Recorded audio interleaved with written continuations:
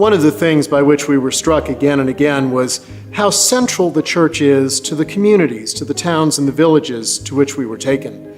The church building is not only the place where they gather for worship, but it's the place where they gather as a community. Their churches are simple, oftentimes no glass, and they're very creative in the way they decorate them. We saw bells made out of tire rims hanging from limbs of trees that they ring as a way of calling the community together. We would see little bits of fabric strung on strings across the church as a way of decorating. We're used to having altar flowers that come in carefully polished vases.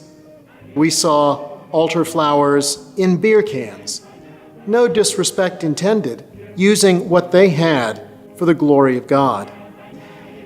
We were taken to see many of the clergy of the diocese, and they were incredibly welcoming to us as they shared some of their experience of parish ministry, and we realized that there were great points of similarity and great points of difference.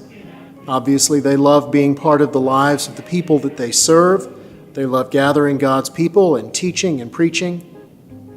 Many of them have to serve more than one congregation. In fact, many serve anywhere from 3 to 8.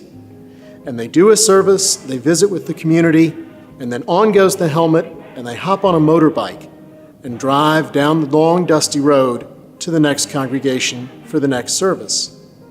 Not every congregation has a weekly celebration, but the priests make sure that each congregation is nurtured and cared for.